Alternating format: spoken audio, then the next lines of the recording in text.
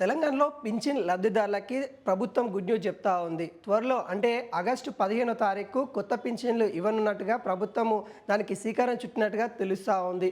దీనికి సంబంధించి కూడా అధికారుల నుండి ఒక నివేదిక కూడా తీసుకున్నట్టుగా తెలుస్తూ ఉంది. ఇప్పటికే ఎంతమంది అప్లికేషన్ పెట్టుకున్నారు, వాటి వివరాలు ఏంటి, దాంట్లో అర్హులు ఎవరెవరు ఉన్నారనే నివేదిక ప్రభుత్వానికి కూడా అందినట్టు కూడా తెలుస్తూ ఉంది.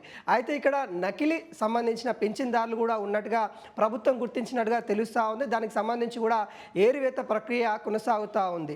అయితే దాదాపుగా ఇటు తెలంగాణ మొత్తంలో నకిలీ పింఛన్ తీసుకునే వాళ్ళ సంఖ్య అధికంగా ఉంది అన్నట్టుగా తెలుస్తూ ఉంది. దాదాపుగా 1,20,000 పైనే నకిలీ పింఛన్దారులు ఉన్నారు అన్నట్టుగా ప్రభుత్వం గుర్తించింది. వాళ్ళకి త్వరలో కట్ చేయనున్నట్టుగా తెలుస్తూ ఉంది. అదేవిధంగా కొత్తగా పింఛన్ అర్హులైన వాళ్ళు దరఖాస్తులు పెట్టుకున్న వాళ్ళు దాదాపుగా 10 లక్షల మంది ఉన్నట్టుగా ప్రభుత్వం చెప్తా ఉంది. వాళ్ళకి సంబంధించిన వివరాలలో ఎవరైతే ప్రాథమికంగా పింఛన్ మనం ఇవ్వాలి అని అనుకుంటున్నామో వాళ్ళు ఎవరైతే ఉన్నారో వాళ్ళందరినీ కూడా నివేదిక తయారు చేయమన్న పరిస్థితి కనబడతా ఉంది. ఏరువేత ప్రక్రియ కొనసాగుతూ ఉంది. ఫైనల్ లిస్ట్ తయారైన తర్వాత ఆగస్టు 15వ తారీఖు కొత్త పింఛన్లు వాళ్ళ అకౌంట్లో జమ చేసే విధంగా ప్రణాళిక ముందుకెళ్తున్నట్టుగా తెలుస్తూ ఉంది. అయితే ప్రతి నియోజకవర్గానికి సంబంధించి ప్రతి జిల్లాల వారీగా కూడా మరి ఎంతమంది అర్హులు ఉన్నారు, వాటికి సంబంధించిన వాళ్ళకి మనం ఎంతమందికి ఇవ్వగలుగుతున్నాము అన్న వాటిపైన కూడా కొంత ముందుకైతే చర్చలు అయితే సాగుతున్నట్టుగా తెలుస్తూ ఉంది. అయితే అప్లికేషన్ పెట్టిన అందరికీ కొత్త పింఛన్ వస్తుందా అని అంటే రాదనే సమాధానం బలంగా వినిపిస్తూ ఉంది. ఎందుకంటే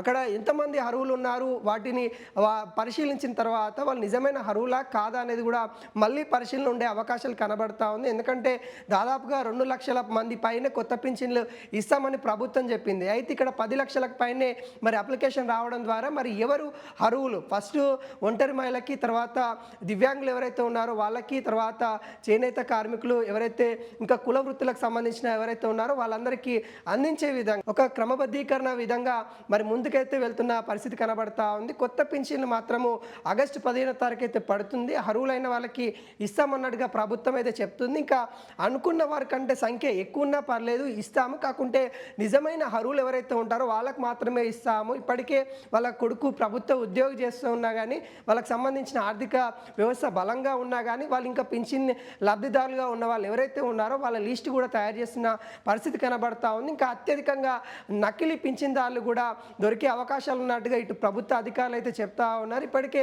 ఏరివేత ప్రక్రియ అయితే కొనసాగుతూ ఉంది. గత 4-5 సంవత్సరాల నుండి కూడా కొత్త పింఛన్దారులకి అవకాశం కలిగించలేదు అన్నట్టుగా ఇటు లబ్ధిదారులు ఎవరైతే ఉన్నారో వాళ్ళు కూడా వాపోతా ఉన్న పరిస్థితులలో కొత్త పింఛన్ ఇవ్వాలని ఇటు కాంగ్రెస్ ప్రభుత్వం కూడా ముందు నుండి కూడా హామీ ఇవ్వడం జరిగింది. హామీలో భాగంగానే మరి ఈ పథకాన్ని ఆగస్టు 15వ తారీఖు సీఎం రేవంత్ రెడ్డి చేతుల మీదుగా ఇచ్చే అవకాశాలు ఉన్నాయన్నట్టుగా తెలుస్తూ ఉంది. మరి కొత్తగా ఎవరైతే అప్లికేషన్ పెట్టుకున్న వాళ్ళు అంటే ఈ నెల వరకైతే అప్లికేషన్స్ అయితే ఇంకా పెట్టుకునే అవకాశం ఉంది. మీ సమీపంలో ఉన్న జిల్లా కావచ్చు, మండలం కావచ్చు, వాళ్ళ ఆఫీసులలో వెళ్ళి అప్లికేషన్ పెట్టుకోండి అన్నట్టుగా చెప్తున్న పరిస్థితి కనబడతా ఉంది. ఇంకా ఎవరైనా అప్లికేషన్ పెట్టుకొని వాళ్ళు ఎవరైనా ఉన్నా కానీ మీ సమీపంలో ఉన్న అధికారికి మీ యొక్క దరఖాస్తు ఇవ్వాలని కూడా చెప్తా ఉన్నారు. మొత్తానికి కొత్తగా పింఛన్దారులకైతే ఆగస్టు 15వ తారీఖు వాళ్ళ ఖాతాలో జమ అయ్యే విధంగా ప్రణాళిక తీసుకొని వెళ్తా ఉన్నారు. గతంలో డబ్బులు చేతికి ఇచ్చేవారు, ఇప్పుడు ఆ విధంగా కాకుండా కొత్త పద్ధతిలో డైరెక్ట్ ఎవరైతే లబ్ధిదారులు ఉంటారో ఆ లబ్ధిదారులకి